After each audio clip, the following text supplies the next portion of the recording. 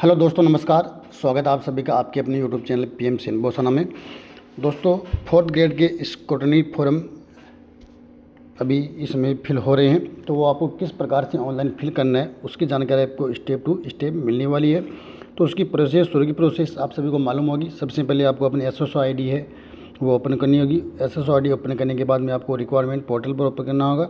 उसके बाद में स्क्रूटनी फॉर्म का ऑप्शन आपको दिखाई देगा, उस पर आपको क्लिक करना होगा। क्लिक करने के बाद में आपके सामने होम पेज ओपन हो जाएगा। फर्स्ट जो स्टेप है उसके अंदर आपका डिटेल आएगा, जिसके अंदर आपका हिंदी में नाम आएगा, आपके फादर्स का हिंदी में नाम आएगा, आपके मदर्स का नाम हिंदी में आएगा। इसके अलावा आपका जो एड्रेस है उसकी डिटेल उसके अंदर आएगी, तो वो आपको उसकी फिल कर लेनी है। उसके बाद में नेक्स्ट स्टेप आएगा आपका ये एजुकेशन सेक्शन की योग्यता। तो यहाँ पर वो आपको फिल कर लेनी है। सबसे ऊपर 10th क्लास की, हाई सेकेंडरी, उसके बाद में जो कुछ भी आपने करा है वो आएगा। और उसके बाद में यहाँ पर थोड़ा इधर की ओर स्क्रॉल करेंगे आप, तो यहाँ पर इसकी ये डिटेल भी फिल करनी होगी और साथ में इसकी फ़ोटो PDF भी आपको अपलोड करनी होगी आपकी एजुकेशन से संबंधित। तो वो यहाँ पर आपको अपलोड कर लेना है। ये हो गया इसका सेकेंड स्टेप, जिसके अंदर यहाँ पर यदि कोई लागू हो तो उसको यस करना है, अन्यथा इस पर नो करना है। उसके बाद में सेव एंड नेक्स्ट बटन पर क्लिक कर देना है।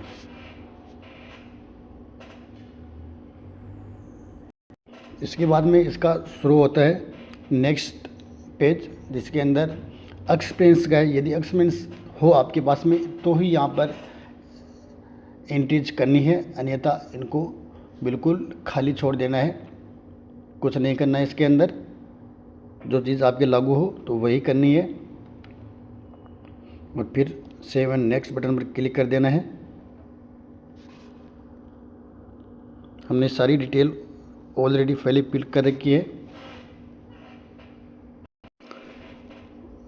और इसके बाद की नेक्स्ट स्टेज है, उसके अंदर आपका फ़ोटो और साइन वो अपडेट करना है। फ़ोटो आपकी लेटेस्ट होनी चाहिए।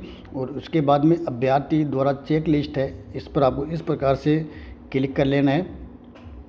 इसको ध्यानपूर्वक फिल करना है, जो लागू हो उसी पे पहला वाला ऑप्शन, अन्यथा नो वाला ऑप्शन पर क्लिक कर सकते हो या इसको क्लियर भी कर सकते हो। और यह श्रेणी वर्ग, आपने जिस श्रेणी से आवेदन किया उस श्रेणी में वर्तमान में स्थिति क्या थी, पहले क्या थी, उसका विवरण यहाँ पर आपको देना है। और अनुभव यदि हो तो फिल करना है, अन्यथा इसको भी खाली छोड़ देना है। और यहाँ पर आ गया आयु सीमा, अभ्यर्थी की विज्ञप्ति में निर्धारित को आयु क्या हो रखी थी वो यहाँ पर आपको देनी है। यानी कि 1 जनवरी 2026 को जो आपकी आयु सीमा थी वो यहाँ पर आपको फिल करना है। और विज्ञप्ति के अनुसार आयु सीमा न्यूनतम और अधिकतम कितनी थी वो यहाँ पर फिल करना है। इसके अलावा यदि आपने किसी विशेष श्रेणी या कैटेगरी का लाभ लिया है तो यहाँ पर ये अधिकतम आयु सीमा वालों के लिए है, तो इसको फिल करना है। फिल करने के बाद में इसको सेव एंड नेक्स्ट बटन पर क्लिक कर देना है। बिल्कुल शॉर्ट में जानकारी आपको मिलने वाली है।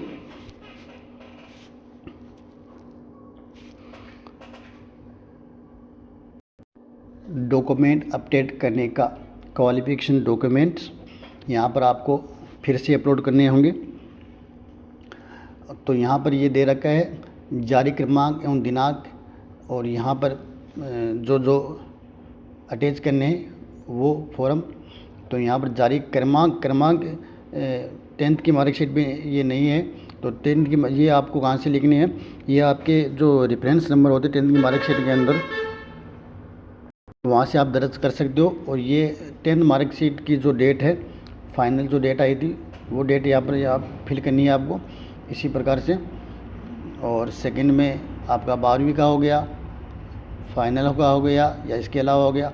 चरित्र प्रमाण पत्र, यहाँ पर ये है कॉलेज एजुकेशन, लास्ट क्वालिफिकेशन आपने कौन सा स्कूल या कॉलेज से किया था वो यहाँ पर आएंगे और उसके क्रमांक नंबर उस पर अंकित होंगे, तो वो यहाँ पर देना है। और कौन सी तारीख को जारी किया गया था वो डेट यहाँ पर लिखनी है। और उसमें अंदर पेजों की संख्या कितनी है वो यहाँ पर टाइप करना है और यहाँ पर PDF के अंदर अटैच कर देना है। अनापत्ति प्रमाण पत्र ये आप लोगों के लिए अनिवार्य नहीं है। यहाँ पर मूल निवास प्रमाण पत्र है, यहाँ पर आपको टोकन नंबर और किस दिनांक को जारी हुआ था फिर यदि ऑनलाइन फेच हो रही है तो ऑनलाइन फेच करना, अन्यथा जैसे आप ऑनलाइन फेच पर क्लिक करेंगे वो डाटा नहीं मिसमैच का ऑप्शन आएगा, तो आप यहाँ पर PDF अपलोड कर देना है। ये जाति प्रमाण पत्र हो गया आपका, ये अटेंशन फॉर्म हो गया, इसको भी इसी प्रकार से आपको PDF के अंदर अपडेट करना है। इसकी जो साइज़ है वो 100 KB से लेकर 1 MB के बीच में साइज़ होनी चाहिए। 100 KB से कम साइज़ है तो वो आपका इस पर यहाँ पर अपडेट नहीं होने वाला है। आय प्रमाण पत्र ज़रूरी नहीं है, डिप्लोमा धारक प्रमाण पत्र ज़रूरी नहीं है, स्पोर्टमैन सर्टिफिकेट ज़रूरी नहीं है, हस्तलिखित जो सेल्फ हैंड राइटिंग का जो शपथ पत्र दिया था आपको वो यहाँ पर अटैच करना है।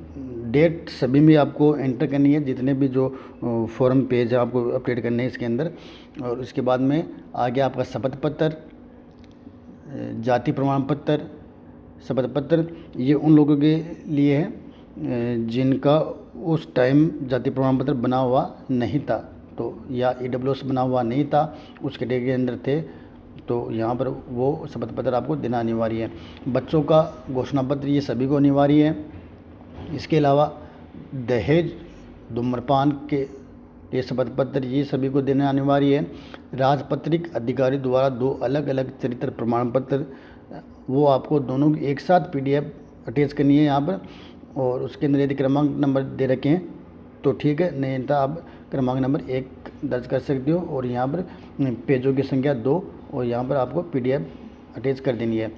अंतिम संस्थान द्वारा जारी प्रमाण पत्र, चरित्र प्रमाण पत्र, ये आपने लास्ट क्वालिफिकेशन कहाँ से किया था वो चरित्र प्रमाण पत्र है, जैसा कि हमने यहाँ पर ऊपर चरित्र 5 नंबर कॉलम के अंदर अपलोड किया था, वही यहाँ पर सेम अपडेट कर देना है। ये आपके लिए मान्य नहीं है। भर्ती के लिए विशेष प्रमाण पत्र ये नहीं है। आय प्रमाण पत्र जरूरी नहीं है। स्वास्थ्य प्रमाण पत्र ये भी आवश्यकता नहीं है। आयु सीमा में छूट यदि आपने ली है तो अनिवार्य है, अन्यथा यहाँ पर ये भी अनिवार्य है। अन्य प्रमाण पत्र जो भी डॉक्यूमेंट इसके अलावा आपके बचने वाले हैं उन फॉर्मों की PDF एक साथ करके यहाँ पर आपको अटैच कर देना है। इसके बाद में इसकी जो लास्ट स्टेज है उसके अंदर आपको अपना जो स्क्रूटनी फॉर्म है ये इस प्रकार से, जिसके अंदर आपने ऑफलाइन फॉर्म के अंदर सेम डिटेल फिल किया था वो यहाँ पर देख सकते हो। आपको सबसे ऊपर अपना नाम, सरनेम यदि हो तो वो लिख देना है, अन्यथा आपका रोल नंबर 4th ग्रेड वाला लिखना है। मेरिट लिस्ट नंबर लिखना चाहो तो लिख सकते हो, अन्यथा आप उसको खाली भी छोड़ सकते हो। यहाँ पर आपका परमानेंट एड्रेस आ जाएगा और सेम होम एड्रेस आ जाएगा। उसके बाद में 4 नंबर पर भी आपको ब्लैंक छोड़ देना है, यदि अलग है तो यहाँ पर भरना है, अन्यथा आपको नहीं भरना है।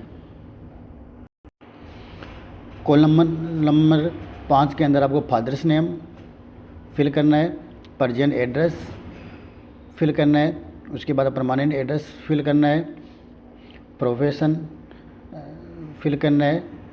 पिताजी यदि नौकरी में है तो उनका वो स्थान देना है, अन्यथा आप फार्मर, लेबर, मजदूर है ये कर सकते हो।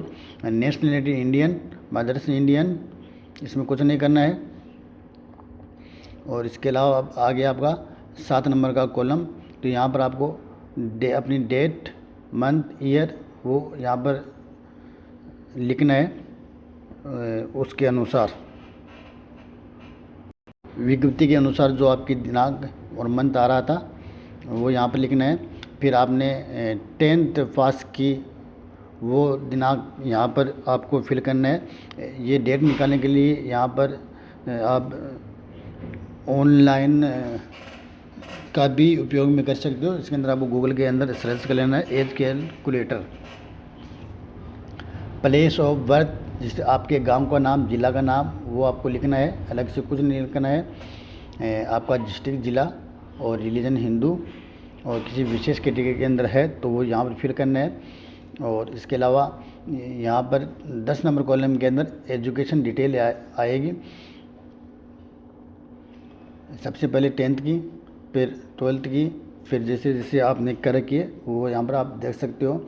और ये सेम डिटेल ऑनलाइन फॉर्म के अंदर है, इस प्रकार से फिल करनी है आपको जैसे यहाँ पर दे रखा है। ये जो फॉर्म है वो आपने अटेंशन फॉर्म, स्क्रूटनी फॉर्म है, वो इसी प्रकार से फिल करना है। 13 नंबर कॉलम के अंदर आप अपने जानकार कोई भी 2 व्यक्ति जो आपका गांव का हो, वो उनके नाम और उनके मोबाइल नंबर है वो यहाँ पर आपको लिखने हैं। और यहाँ पर डेट, प्रेजेंट डेट हो जाएगी, प्लेस आपका गांव हो जाएगा, और इसको आपको ये सर्टिफिकेट है किसी भी गजेटेड अधिकारी से आप इसको वेरीफाई करवा सकते हैं। और सेम जो डाटा फिल इसके अंदर फिल किया था वो यहाँ आपको लास्ट वाले ऑप्शन में फिल करना है इस प्रकार से। और फिर इसको फाइनल सबमिट करने से पूर्व एक बार इसको चेक कर लेना है। फिर भी किसी भी प्रकार की कोई प्रॉब्लम आए तो आप हमसे संपर्क कर सकते हैं। आशा करते हैं कि ये जानकारी आपको अच्छी लगी होगी। अच्छी लगी तो वीडियो को अधिक से अधिक शेयर ज़रूर करें, और चैनल पर यदि नए हो तो चैनल को सब्सक्राइब करना ना भूलें। मिलते हैं एक नेक्स्ट और नए अपडेट के साथ, तब तक के लिए जय हिंद, जय भारत, वंदे मातरम। फाइनल सबमिट करने से पूर्व इस प्रकार से ऑप्शन आपके सामने आ जाएगा, तो इसको आपको चेक कर लेना है। और उसके बाद में यदि कोई ऑप्शन हो तो इसमें अपडेट का ऑप्शन भी दे रखा है, तो वापस इसमें अब आप अपडेट भी कर सकते हो।